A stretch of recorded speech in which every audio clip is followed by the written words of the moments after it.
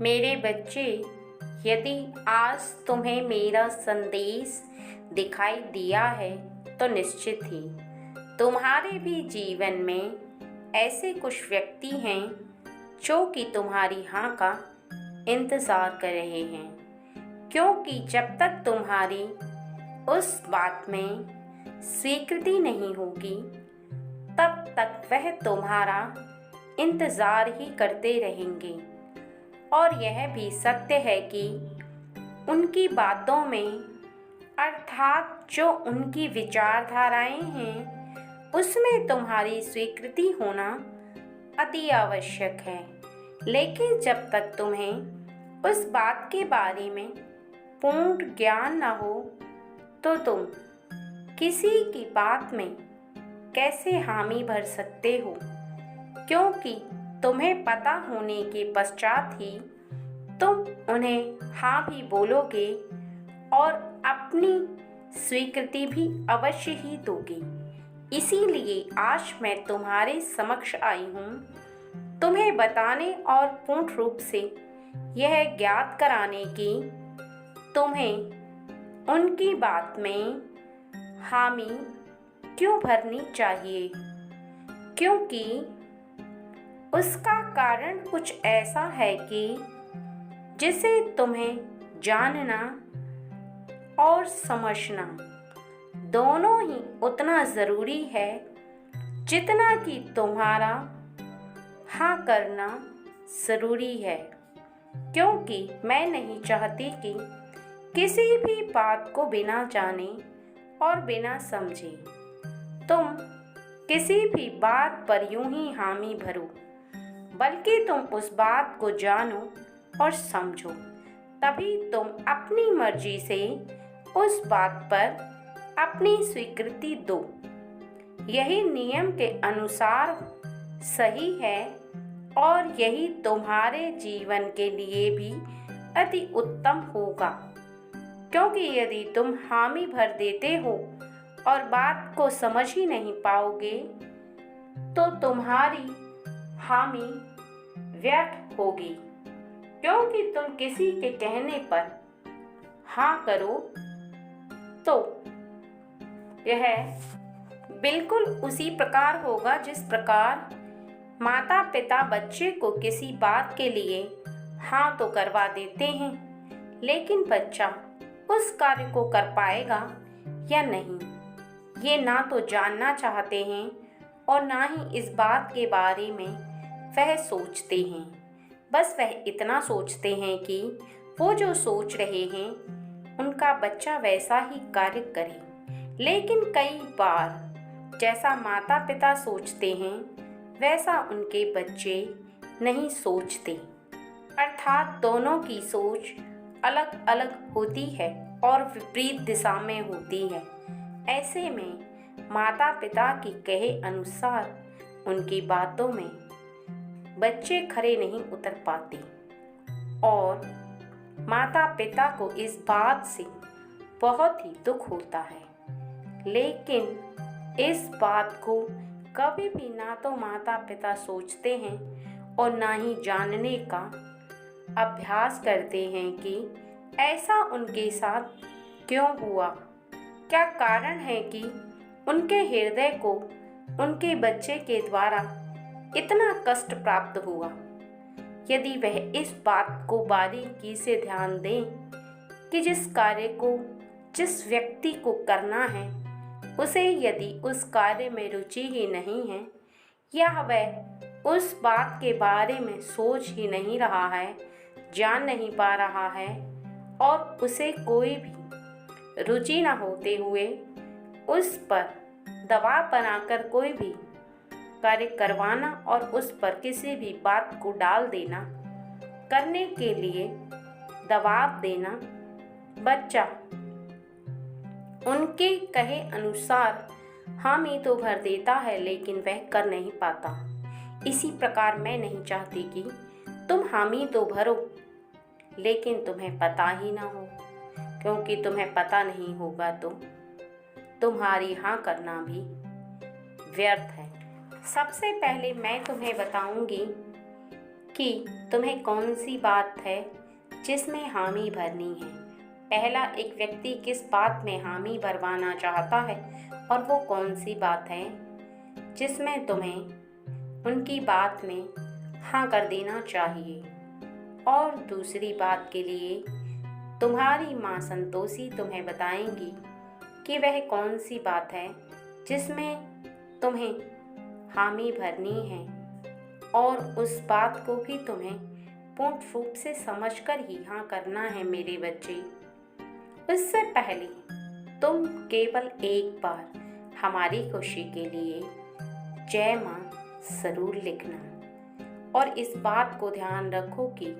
जो व्यक्ति तुमसे हाँ करवाना चाहता है वह किसी और कार्य के लिए हाँ नहीं करवाना चाहता,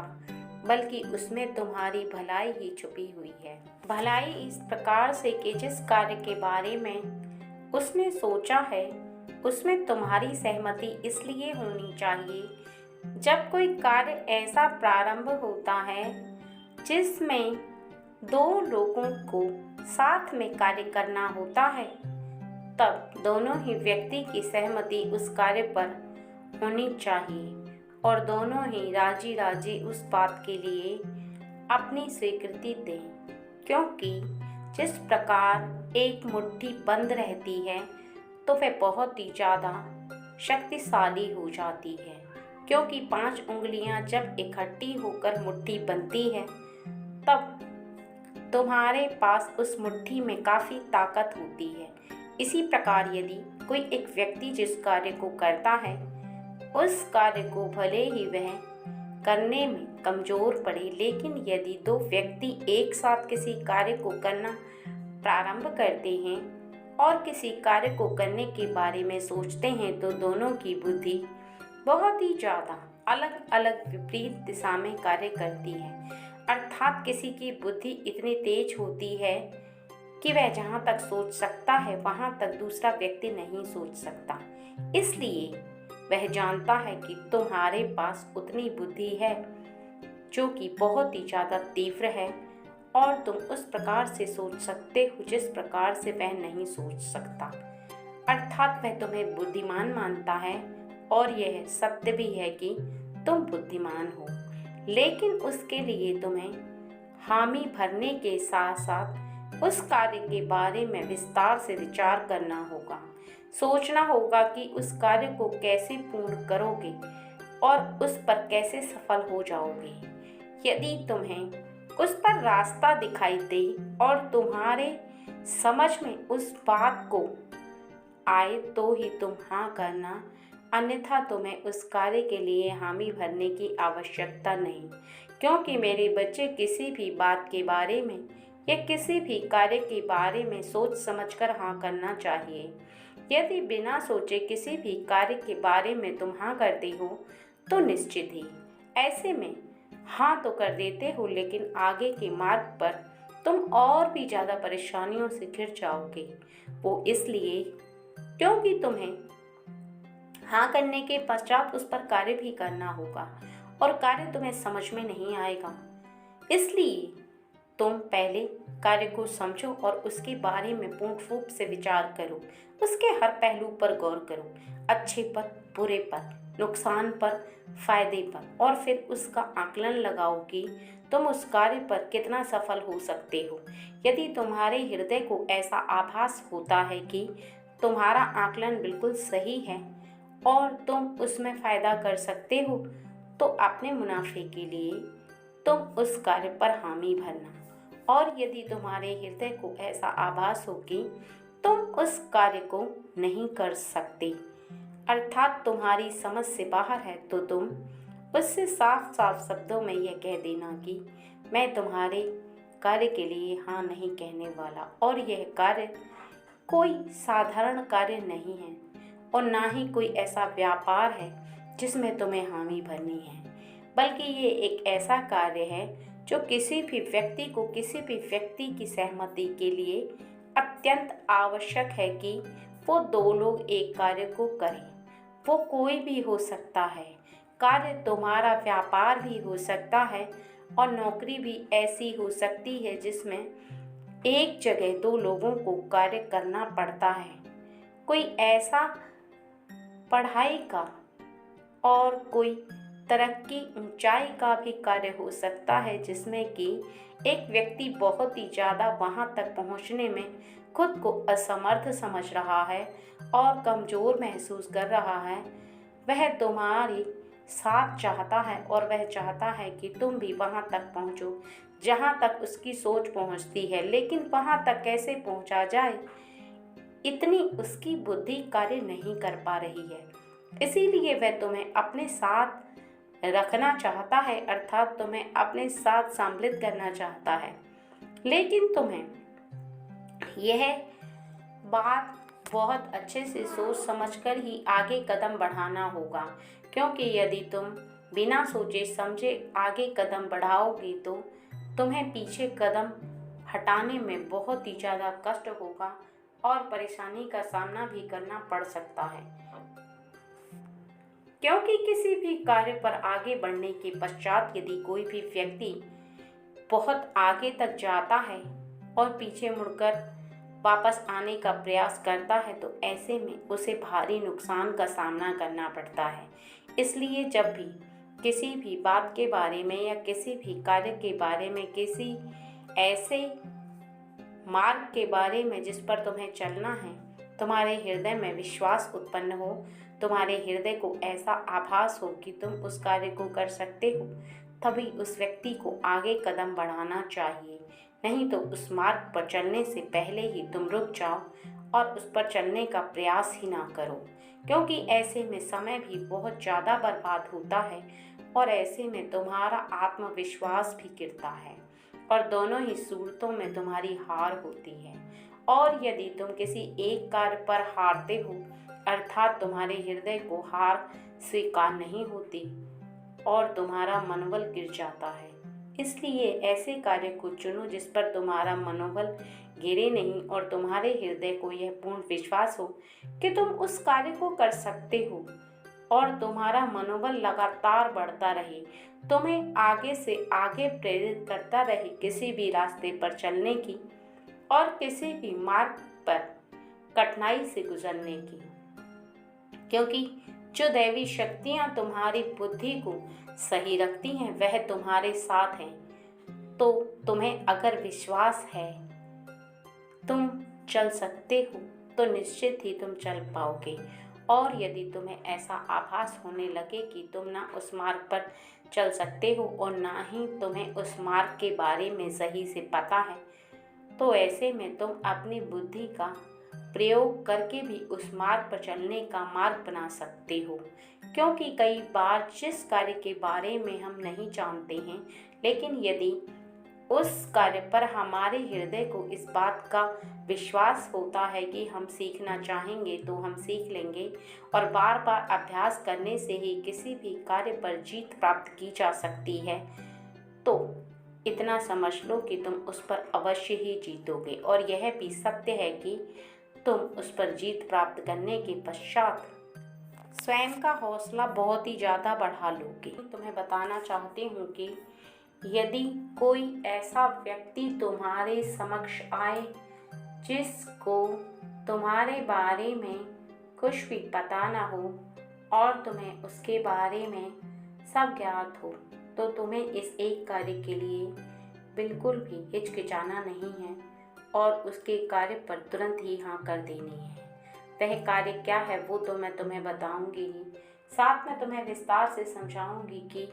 तुम्हें किसी के कार्य पर कब हाँ कहना चाहिए और कौन कौन से कार्यों में तुम्हारी हामी ज़रूरी होती है। यदि तुम्हारा कोई इंतज़ार कर रहा है, तुम्हारी स्वीकृति लेना चाहता है, तो यह समझ लो कि तुम एक ऐसे इंसान हो जो तुम्हारी बहुत ही ज़्यादा इज्जत करता है और इस बात को समझता है कि तुम्हारे पास बुद्धि तो है ही, साथ में तुम्हारे पास धैर्य भी है। तुम्हारे पास वो शक्ति है जिसके द्वारा तुम किसी भी मार्ग पर चलने के बारे में परख सकते हो और उस पर चलकर तुम आगे विजय भी प्राप्त करोगे। क्योंकि किसी की कितनी योग्यता होती है वह सामने देखने वाला व्यक्ति भले ही ना समझे, लेकिन जो तुम्हारे इर्द गिर्द रहने वाले व्यक्ति हैं, अर्थात तुम्हारे परिवार के सदस्य हों या तुम्हारे रिश्तेदार या तुम्हारे कुछ ऐसे मित्र जो कि तुम्हें बहुत ही अच्छे से और तुम्हारे हृदय को बहुत ही गहराई से जानते हैं, तो वह इस बात को भी जानते हैं कि तुम कितने योग्य व्यक्ति हो और तुम्हारी योग्यता की जितनी तारीफ की जाए उतनी ही कम है। इसी वजह से वो तुम्हारे लिए एक ऐसी बात पर हामी चाहता है जिस बात पर तुम्हें निश्चित ही हाँ कर देना चाहिए। अब सुनो विस्तार से और उसके पश्चात जब वो तुम्हारे करीब आकर उस बात के लिए हामी भरवाए तो तुम निश्चित ही उसकी बात पर हामी भर देना। सत्य तो यह है कि वो हाँ करवाना अर्थात वो कोई ऐसी बात के लिए हाँ करवाना नहीं चाहता, बल्कि बस इतना चाहता है कि तुम हमेशा उसके मित्र रहो, हमेशा तुम उसकी सहायता करो और उसके साथ रहो, क्योंकि उसे तुम पर सबसे ज़्यादा भरोसा है, तुम्हारे हृदय पर सबसे ज़्यादा विश्वास है और जो तुम्हारा नेचर है उसके ऊपर भी वह पूरी तरह से विश्वास करता है। और वो इसलिए क्योंकि इस संसार में दो तरह के व्यक्ति बहुत ही कम मिलते हैं। एक तो सच्चा प्रेम करने वाला व्यक्ति बहुत कम मिलता है और एक ईमानदार व्यक्ति बहुत कम मिलता है, क्योंकि संसार में ज़्यादातर लोग छल कपट से आगे बढ़ना चाहते हैं और उन्हें यदि कोई ऐसा मार्ग दिखाई देता है जो गलत है तो वो इस बात को नहीं सोचते कि मार्ग गलत है या सही है, बस केवल इस बात को सोचते हैं कि उसे उस मार्ग पर चलकर फायदा कितना हो रहा है। लेकिन तुम्हारे साथ ऐसा नहीं है, तुम बस केवल अपने जीवन में हमेशा सही और गलत के बारे में सोचते चले आए हो और इस बात को भी सोचते चले आए हो कि तुम्हारे जीवन में तुम कभी भी चाहे कुछ भी हो जाए कभी भी गलत नहीं करोगे, क्योंकि जीवन में सच्चाई से ईमानदारी से किसी भी कार्य को किया जाता है तो वह कार्य अवश्य ही फलीभूत होता है। और यदि कोई भी व्यक्ति बेईमानी से या धोखेबाजी से आगे बढ़ना चाहता है तो उसके 10 रास्ते अपने आप ही बंद हो जाते हैं और यही विश्वास तुम्हें बहुत ज़्यादा आगे तक ले जाने वाला है, क्योंकि जब तुम्हारी विचारधाराएं कुछ इस प्रकार की हो चुकी हैं तो निश्चित ही कोई भी व्यक्ति तुम्हारे साथ रहने में हिचकिचाएगा नहीं और तुम दिनों दिन देखोगे कि तुम्हारी मित्रता और लोगों से भी होने लगी है, क्योंकि लोग जब किसी को अच्छा समझते हैं उसके व्यवहार को जानना प्रारंभ कर देते हैं और उनके मन में इस बात का विश्वास हो जाता है कि तुम सही व्यक्ति हो, अच्छे व्यक्ति हो, विश्वास के पात्र हो और तुम पर कोई भी कार्य सौंपा जा सकता है, तो निश्चित ही ऐसे में तुम्हारे मित्रों की तादाद बढ़ती चली जाती है और तुम्हें एक पर एक काम मिलता चला जाता है, क्योंकि जो व्यक्ति विश्वास के पात्र होता है उसे कोई दूसरा व्यक्ति कुछ ऐसे कार्य में लगाने का प्रयास करता है जहां पर उसे एक ऐसे व्यक्ति की आवश्यकता होती है जिस पर विश्वास किया जा सके और वो तुम हो। इसीलिए वो चाहता है कि तुम उसके साथ कभी भी मित्रता ना तोड़ो और हमेशा उसके मित्र बने रहो, जिससे कि उसे जीवन में एक ऐसा सपोर्ट चाहिए, एक ऐसे व्यक्ति की सहायता चाहिए जिससे कि वो अपने जीवन में खुद को महफूज समझे और अपने जीवन में वो खुद को बहुत ही ज़्यादा अच्छा भाव रखने वाले व्यक्ति के साथ अपने आप को भी अच्छा समझे, क्योंकि जब 2-3 लोग एक साथ जो अच्छी प्रकृति के होते हैं वो मित्रता रखते हैं तो एक दूसरे की निश्चित ही भावनाओं का भी सम्मान करते हैं और एक दूसरे के बारे में जब सब कुछ जानते हैं तो वह एक दूसरे की सहायता भी करते हैं निस्वार्थ और सच्चाई से, ईमानदारी से। और जब ईमानदारी से कोई भी सहायता करता है तो निश्चित ही वह सहायता बहुत आगे तक उस व्यक्ति को ले जाती है, क्योंकि सच तो यह है कि पत्थरों को बटोरते बटोरते यदि इंसान हीरे को खो बैठे तो फिर हीरा पुनः कभी भी नहीं प्राप्त किया जा सकता। लेकिन यदि किसी व्यक्ति को इस बात का आभास हो जाता है कि उसने एक ऐसे हीरे को प्राप्त कर रखा है, अर्थात एक ऐसे मित्र को प्राप्त कर रखा है, उसकी मित्रता को पा रखा है जो कि हीरे के समान है, तो फिर वह व्यक्ति इस बात को जानने के पश्चात इस बात को अवश्य ही सोचता है कि ऐसे व्यक्ति को मैं अपने जीवन से किसी भी कीमत पर जाने नहीं दूंगा और खुद से दूर नहीं होने दूंगा, क्योंकि यदि ऐसा व्यक्ति मेरे जीवन से चला गया तो फिर मैं चाहकर भी उसे अपने जीवन में ना तो वापस ला पाऊंगा और एक ऐसे व्यक्ति को खो बैठूंगा जिसे खोने पर सबसे ज़्यादा कष्ट मुझे ही होगा। और मेरे हृदय को जब इतना कष्ट होगा तो यह कष्ट मुझसे बर्दाश्त नहीं होगा। जब इस प्रकार की धारणा किसी व्यक्ति के हृदय में उत्पन्न होती है तो व्यक्ति निश्चित ही बार बार छटपटाता है और ऐसे व्यक्ति के बारे में बहुत ही ज़्यादा चिंतित हो जाता है। बार बार उसके हृदय को ऐसा आभास होता है कि वह बहुत ही ज़्यादा डरा डरा सा रहने लगा है। उसके हृदय को बार बार ऐसा लगता है कि कहीं वो व्यक्ति मुझे छोड़ ना दे, कहीं मेरी मित्रता उसके साथ टूट ना जाए, क्योंकि यदि ऐसे व्यक्ति के साथ मेरी मित्रता टूट गई तो फिर मेरे आगे के जीवन में और भी ज़्यादा मुश्किलें मुझे झेलनी पड़ेंगी। क्योंकि यदि एक बार प्रेम की रस्सी या मित्रता की डोर जो कि बहुत ज़्यादा मजबूत होती है, यदि कोई व्यक्ति उसे तोड़ने आता है तो नहीं तोड़ पाता है, लेकिन एक ऐसा शक यदि दो व्यक्तियों के बीच में आ जाता है तो बड़ी से बड़ी मित्रता भी, बड़ा से बड़ा प्रेम भी टूट जाता है। और फिर यदि वह डोर को दोबारा जोड़ा जाए तो उसमें पुनः गांठ पड़ जाती है। और ऐसी रस्सी जो कि मित्रता से और प्रेम से बंधी होती है, यदि उस पे गठान पड़ जाए तो फिर उसके जीवन के लिए यह सब अच्छा नहीं होता, अर्थात मित्रता और प्रेम के लिए यह सही नहीं होता। क्योंकि प्रेम और मित्रता एक ऐसा रिश्ता है जहाँ पर अटूट विश्वास होता है, शक की कोई गुंजाइश नहीं होती, और जहाँ पर शक का बीज बो दिया जाता है वहाँ पर इंसान ना तो एक दूसरे के साथ रह सकता है, ना ही मित्रता निभा सकता है और ना ही प्रेम निभा सकता है। इसलिए इस बात को समझना अब तुम्हारे लिए बहुत ज़्यादा ज़रूरी हो गया है कि तुम्हें ऐसा कोई कार्य नहीं करना जिससे कि तुम किसी भी ऐसे व्यक्ति के साथ रह पाओ जिसके साथ तुम्हें कठिनाइयों से भरे मार्ग पर चलने की सोचना पड़े, अर्थात वह सोचेगा, वही बताएगा, वही करेगा और तुम्हारी सहायता भी होगी। लेकिन मेरे बच्चे, इस बात को बहुत अच्छे से समझना कि जो व्यक्ति तुमसे हामी भरवाना चाहता है, अर्थात तुम्हारे ऊपर इतना विश्वास करता है कि तुम्हारी हाँ अर्थात तुम्हारी सहमति वो चाहता है, तो तुम उसके विश्वास को कभी टूटने मत देना। क्योंकि कोई भी व्यक्ति किसी को बहुत कुछ समझता है तभी उस पर इतना विश्वास करता है, तभी अपने जीवन में वह उसे सबसे ज़्यादा अहम समझता है। और यदि कोई भी व्यक्ति किसी को अच्छा नहीं समझता तो उसे इतनी ज़रूरत नहीं पड़ती कि वह किसी भी व्यक्ति को अपना समझकर उसे जीवन की हर बात बताए, उसे हर राज के बारे में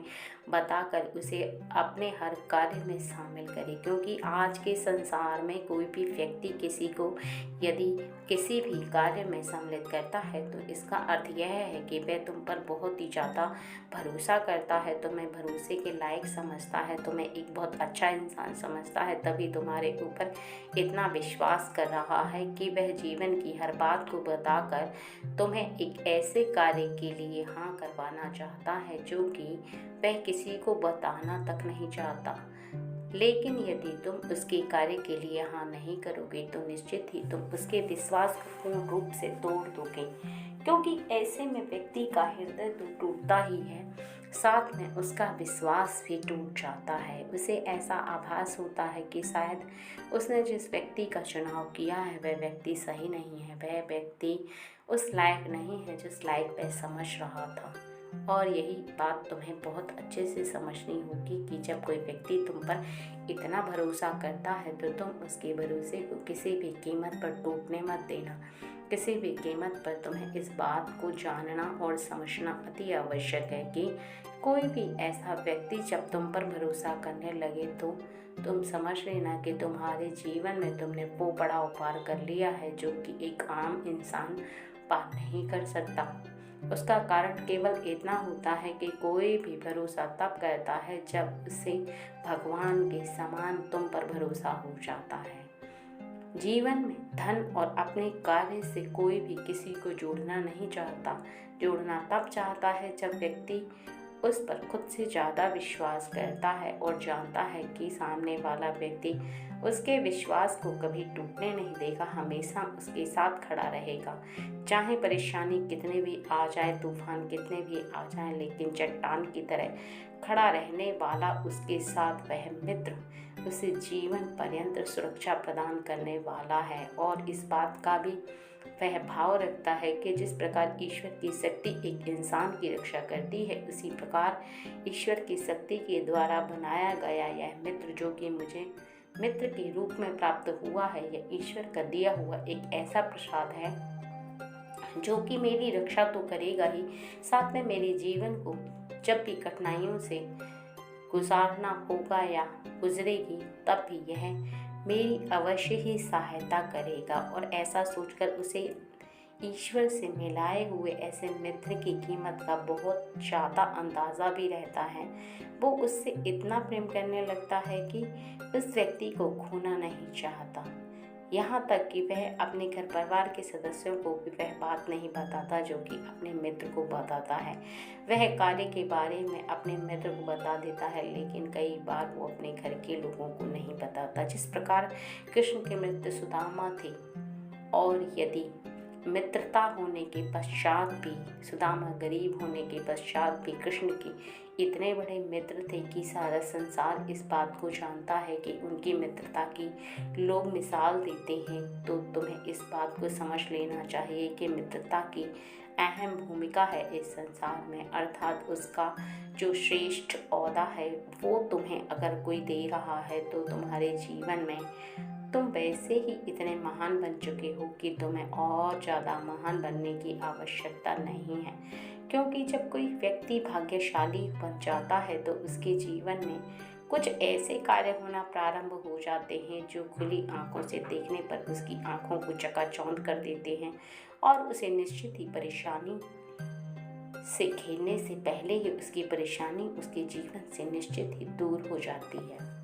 लेकिन मित्रता रखने वाले को और मित्रता निभाने वाले दोनों व्यक्तियों को एक बात का पूर्ण विश्वास रखना चाहिए कि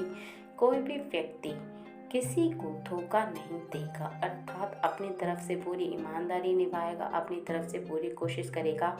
कि सामने वाले व्यक्ति को तुम्हारी बात से, किसी कार्य से, किसी भी ऐसी कोई भी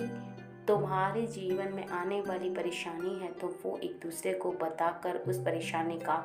हल ढूंढ निकालने से ही जीवन में आगे बढ़ा जा सकता है। यदि अपनी अपनी परेशानियों को अपने तक ही सीमित रखोगे, किसी को बताओगे नहीं, किसी से कोई चर्चा नहीं करोगे, तो जीवन में तुम्हें और भी ज़्यादा परेशानी का सामना करना पड़ेगा और तुम्हारे हृदय को निश्चित ही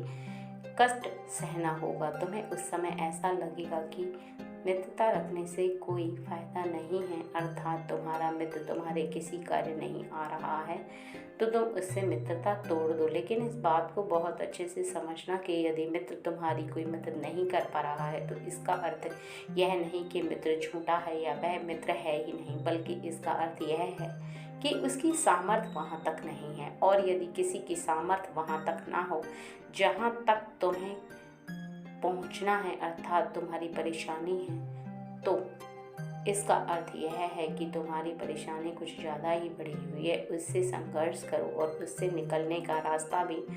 स्वयं से ढूंढो। लेकिन अपने मित्र पर कभी भी शक ज़ाया मत करो और ना ही अपने हृदय में इस बात को विराजमान करो कि तुम्हारा मित्र किसी कार्य का नहीं है। अर्थात तुम्हारा मित्र जो है वो तुम्हारे जीवन में किसी भी परेशानी को दूर करने में तुम्हारे साथ नहीं है। क्योंकि कई बार ऐसा होता है कि जब मित्रता कोई कर लेता है तब उस पर बहुत ही ज़्यादा विश्वास करता है, लेकिन जैसे ही कुछ परेशानी आती है और उसके जीवन में उसे कुछ ऐसी समस्याएं घेरने लगती हैं जो कि उसे सबसे ज़्यादा अप्रसन्न करती हैं तो सबसे पहली शंका उसे अपने मित्र पर ही होती है और वो इस बात को भली भांति जानने लगता है कि शायद मेरी मित्रता में ही कोई कमी रह गई है, जिसकी वजह से मेरा मित्र मेरे साथ सही से नहीं रह रहा है, अर्थात मेरी परेशानी में मेरा साथ नहीं दे रहा है और मेरी परेशानी में वो मुझे कुछ बता नहीं रहा है। लेकिन इस बात को कभी नहीं भूलना चाहिए कि यदि मित्र कुछ नहीं बता रहा है तो इसका अर्थ है कि उसकी सामर्थ्य वहाँ तक नहीं है। तो तुम खुद से भी निकलने का प्रयास कर सकते हो उस परेशानी से। विस्तार से यदि किसी भी बात के बारे में सोचना प्रारंभ करोगे तो निश्चित ही इस बात को समझ लो कि उस परेशानी से निकलने का मार्ग भी मिल जाएगा और तुम किसी भी परेशानी का सामना करते हुए ना कभी हारोगे। बस तुम्हें तुम्हारे हृदय में विश्वास रखकर इस बात को सोचना अति आवश्यक है कि जो हो रहा है उसके आगे भले ही कठिनाई कितनी भी हो लेकिन अच्छा छुपा हुआ है। और संसार में कभी भी कोई परेशानी आती है तो वो किसी भलाई या किसी ऐसी अच्छाई के लिए आती है जो व्यक्ति को शीघ्र ही दिखाई तो नहीं देती, लेकिन आगे के समय में उसे निश्चित ही इस बात का ज्ञात हो जाता है कि जो परेशानी आई है उससे उसका कुछ न कुछ ऐसे भला हुआ है जो कि वो समझ नहीं पा रहा था। लेकिन जैसे ही समय आता चला जाता है व्यक्ति को उस बात के बारे में पूर्ण पता हो जाता है और वो उस बात के बारे में समझ चुका होता है कि जो हुआ था वह अच्छा हुआ था। जीवन में जो कुछ होता है वह अच्छा ही होता है। ईश्वर शक्ति जो करती है वो अच्छा करती है। कभी भी किसी भी व्यक्ति के साथ ना तो ईश्वर शक्ति गलत करती है ना ही अन्याय करती है। बस इंसान के देखने का फर्क होता है, क्योंकि इंसान वहाँ तक देख नहीं पाता जहाँ तक उसे देखना चाहिए, क्योंकि भविष्य को देखने की शक्ति इंसान की नज़रों में बिल्कुल भी नहीं है। बाकी सब मुझ पर छोड़ दो, मैं सदा तुम्हारी